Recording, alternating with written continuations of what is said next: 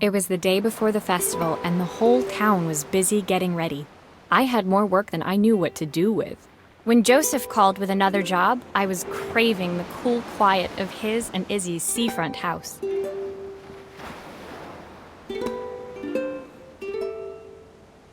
I'd barely reached their front door when I heard someone calling me. Psst, Maria, I need your help. Quickly, it's top secret.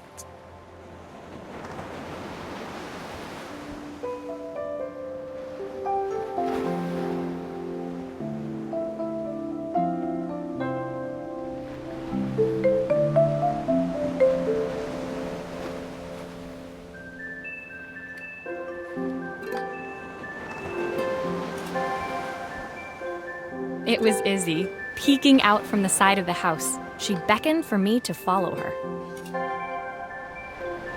She led me through to a beautiful, unruly garden overflowing with flowers of every color. Nestled among them was a playhouse, its doorway almost completely obscured by a towering rose bush. You have to squeeze past it and breathe in real small, like this. Izzy took in a big gulp of air and crawled through the gap and into the playhouse.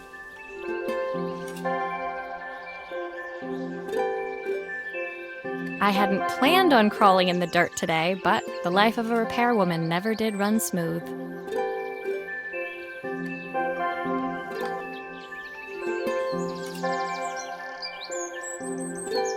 On the table inside, there was an electronic toy.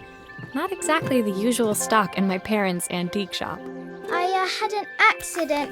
I didn't do it on purpose or anything, but it won't turn on anymore.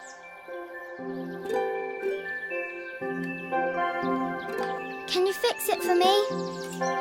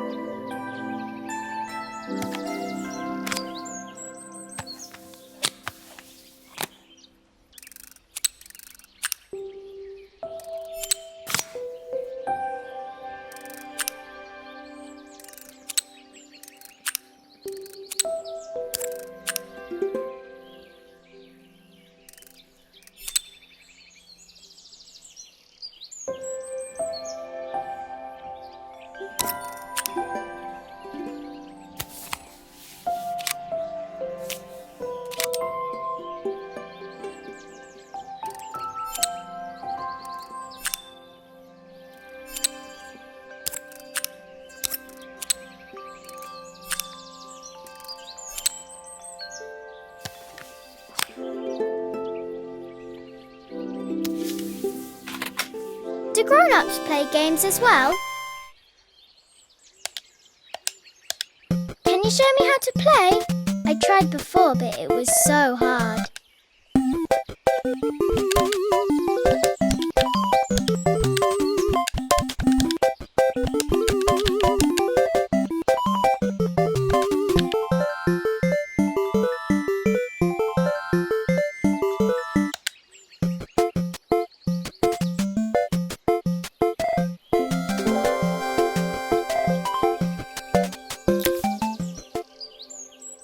Her toy fixed, I watched Izzy retreat into its screen, taking refuge in a 3-inch world of her own.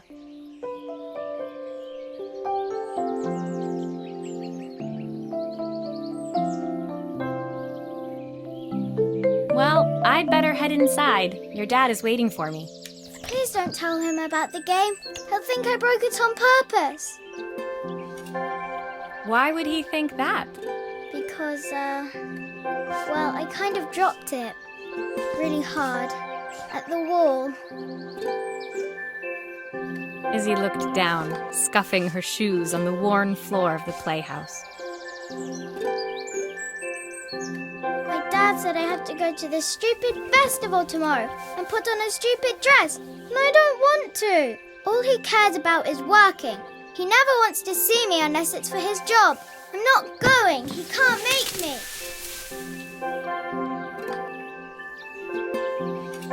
With that, Izzy dove back through the rosebush and disappeared into the wilds of the garden. She was so young. She couldn't be expected to see that her dad was struggling too. It made me think, had I really tried hard enough to understand my parents' point of view? I was so focused on the adventures ahead of me. Maybe I didn't care enough about leaving them behind.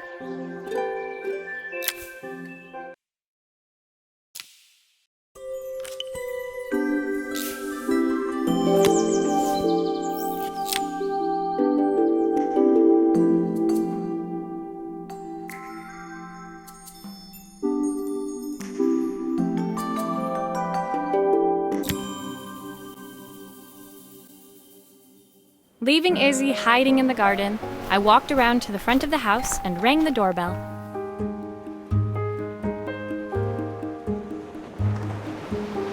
It was only then I noticed my favorite overalls covered in grass stains.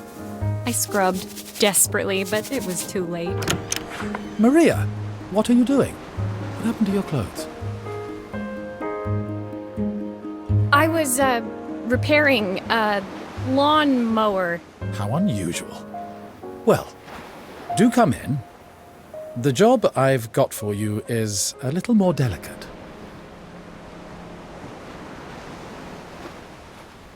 Totally embarrassed, I walked into an orderly room filled with papers and ledgers. So this was his office. You must be so busy getting ready for the festival. Are you looking forward to it? Of course.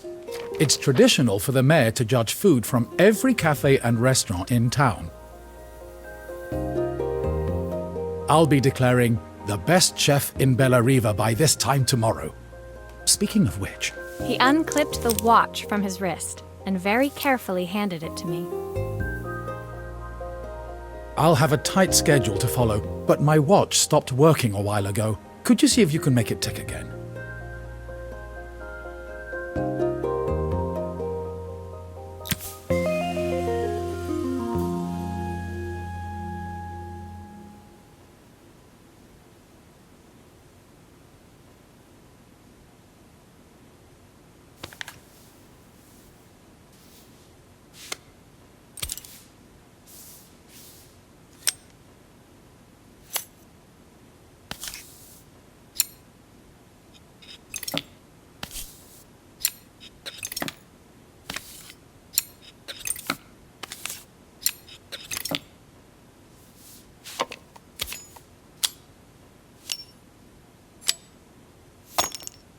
The main plate has completely cracked. I'll need to replace it. The cogs look good, though. If I'm careful, I can reuse those.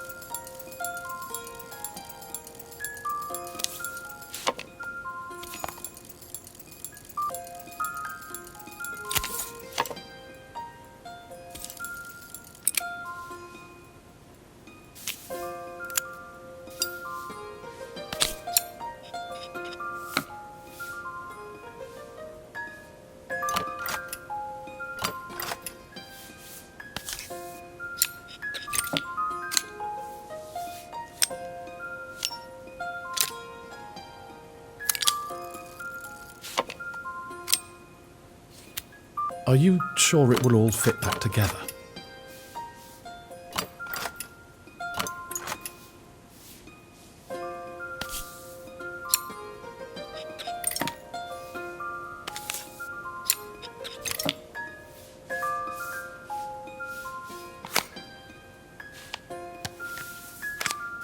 I've not gone a day without this watch since my wife gave it to me.